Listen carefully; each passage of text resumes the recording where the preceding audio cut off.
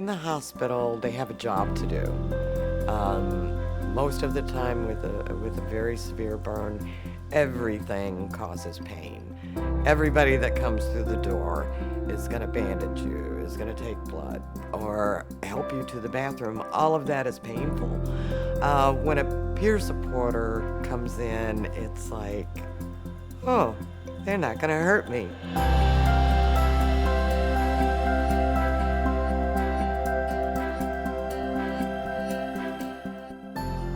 Most hospitals and doctors are in prescribing medications.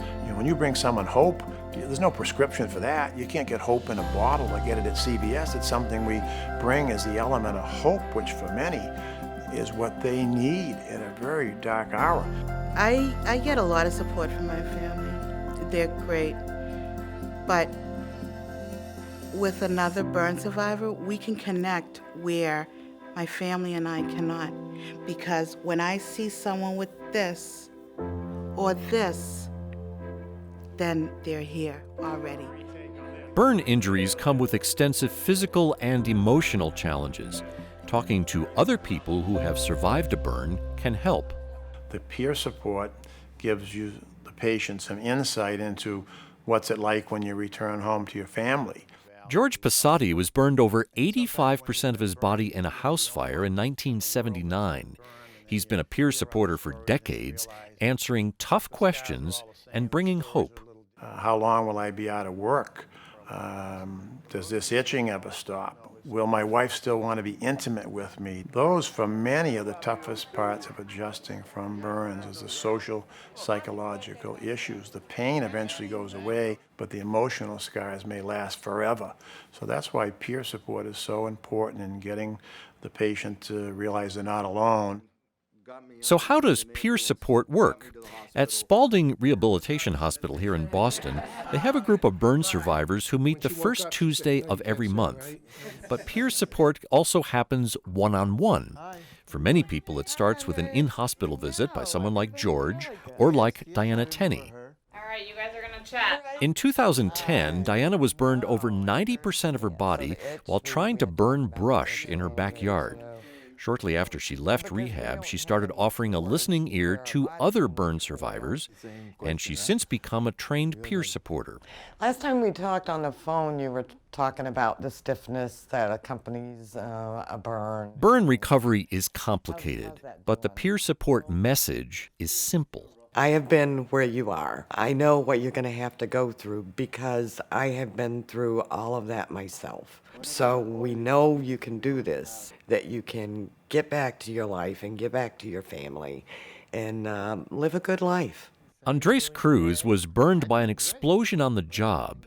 In the early days after his injury, he wasn't interested in talking to anybody, even though his doctor, Dr. Jeffrey Schneider, thought it would be helpful for him. I'm a very stubborn person, very stubborn. But when he mentioned it to me, I was completely blocked. I was in pain. I don't want to talk to nobody. Andres didn't feel ready to talk yet, so Diana made a gentle approach. I said, can I just stick my head in? Give him my card so he'll know we're available. She said, sure. I said, I'm Diana. I'm a burn survivor. And I said, there is a peer support meeting next Tuesday night. We would really like to see you if you feel like it and if you feel comfortable doing it. And he smiled and shook my hand, and that was our first peer support visit. When I talked to Diana for first time, was just like having a glass of water when you're thirsty, because this is not easy. You get up in the morning, you try to do things, you cannot even sometimes wash your own face, you gotta get somebody to, it's a lot of things that block you, but you're still thinking about that conversation with Diana. That made my day. I'm very grateful to talk to her. Andres and his girlfriend, Rafaela, have been coming to the group meetings. Peer support can be just as important for family members as it is for survivors. Because when they're sitting in the hospital, all they're hearing is the worst. Well, what's going on, the scars, the operations. He could die from infection, his kidney failure. He's in a medically induced coma, so the family is overwhelmed. Looking back at it, I don't even know how I did it. It was very, very difficult. Diana's fiancé is Jerry LaPeria. He was in the same fire as Diana, but sustained smaller burns. He visited her in the hospital every day for the many months that Diana was in a coma. Dr. Ryan kept telling me that I needed to go speak with somebody that was a burn survivor, and I rejected the idea. I said, no, I don't need it, you know. And it was because of, you know, the fear that I didn't want to see how badly burned that burn survivor was, maybe, or that I was just, you know, I was going to go it alone. Jerry eventually agreed to talk with Mylene Larson, who was burned in a substation explosion in 2001. When I met Mylene, I could see that she understood both sides of the equation. She knew how I felt, and she knew what Diana was going through. And she told me that, you know, I'm there for you. If you need to call me, call me. I can handle anything. Mylene and Jerry are friends now, and they still talk about the burn. Here, Jerry remembers visiting Diana the day she first saw herself in the mirror. She said, I saw myself today in the mirror. And I said, okay. Well, eventually, it's inevitable. Eventually, you have to see yourself in the mirror, you know? And she goes, I'm really bad. And I said, well, you had a traumatic burn. And she says, how can you love me like that? This is kind of tough.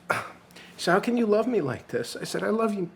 You know, what have you lost, All you've lost is a little skin. You haven't lost you. You're still you. I didn't love you for only the way you looked. I love you for the person that you are. Peer support ended up being a lifeline for Jerry, so he encouraged Diana to try it herself, even while she was still in the hospital and having several hours of therapy per day. All I wanted to do at the end of the day really was sit in my wheelchair and sleep until it was time to get into bed and sleep. But Jerry was very supportive of the peer support aspect, and he would say, nah, come on, we're going to get your dinner to go, and we're going to go to the meetings, or, you know, you need to talk to George because he's been through this before and we haven't. But the idea of going to the group peer support meetings was intimidating. Before I was burned, I was a very private person. So it was kind of hard opening up, but they always told me, you don't have to say anything. You don't even have to introduce yourself or tell your story. A lot of people, when they first get burned, the story brings back too much trauma of how they got burned. So we don't even ask that. Just being around other burn survivors, because we say nobody knows what a burn survivor goes through unless they are a burn survivor. I got my first operation yesterday for my arm. At a meeting? Oh, wow. Actually, why don't you ask me what we don't talk about? Because we talk about everything. We talk about pains. We talk about pain medication. We talk about the different hospitals. This talking is a powerful force against isolation. I was burned October 13, 2005. Ran $1 million trucking company. Had the life everybody dreams of. 4.5 months in a coma. I lost everything that I've ever worked for. Divorced, lost the kids, house, trucking company, was homeless twice, and I've been hiding for a pretty long time, up until March or April when I spoke to George. He hooked me up with Diane and Jerry, and the three of them saved my life, because I was getting ready to end it. Peer support can be valuable at any time after a burn injury, even years later. Sometimes the challenge is finding that support. That's where the Phoenix Society comes in. It's an international network of peer support for burn survivors. I think the important part of peer support is that it breaks the isolation. It provides a different perspective than your own on what recovery is. Amy Acton is the Phoenix Society's executive director. She was burned in an electrical accident at the age of 18, and she worked for years as a nurse on a burn unit. We've walked the road, and we can reach back and help somebody take that next step. And it's very individualized. Wherever you are is okay. You're part of the community, whether you have an 80% burn or a 5% burn, whether it's a hidden burn or a visible burn. The Phoenix Society trains survivors and family members to become peer supporters through a program called Phoenix SOAR, Survivors Offering Assistance in Recovery. They're committed to reaching every burn survivor who needs support, no matter where they are. The resources today for burn survivors are countless things that are available that weren't available in 1979. There are chat lines and web lines and books and Phoenix Society newsletters and webinars and support meetings. There's no need for anybody to suffer in silence. And there's always the telephone. Hi, Rick. George Passati calling you back. George, Diana, Mylene, and trained peer supporters all around the country are willing to talk to people on the phone almost any time. As you know, eventually the pain levels will get better. So I encourage you to, hang in there. I think talking with a burn survivor, Mylene gave me the strength to carry on. I know that I'd bug her sometimes. I'd call you up when, you probably didn't want to, oh no, not him on the phone again, but. For those burn survivors who are ready for more, the biggest support meeting of them all is the annual Phoenix World Burn Congress. The best part of being burned is going to the World Burn Congress. Oh my God. It's a joyful international conference hosted by the Phoenix Society every year. It's like meeting a brand new family that you never knew you had. And what could be better than that? Especially with what you're going through personally in your own life, with your burns and everything else. Some of the most challenging situations are for some people who've had really devastating injuries, and it's hard for them to imagine that they'll have a life that they'll want to live. And then to have someone come along who clearly has been through something comparable, and then they can talk about and they can see with their own eyes this person is living a life that's meaningful to them, and they have relationships, and that can be transformative for people who are really struggling. I'll never forget the first time she came into my room.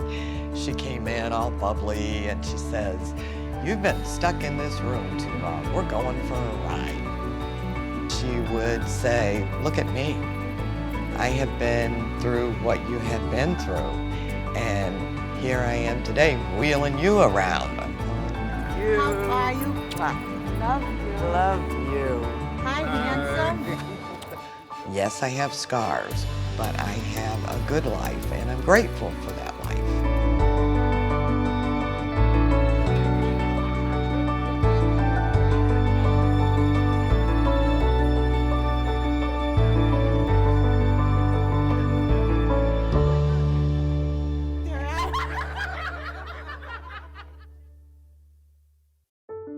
If you think peer support could help you, a family member, or a friend, please reach out to the Phoenix Society by phone at 1-800-888-2876 or on the web at phoenixsociety.org.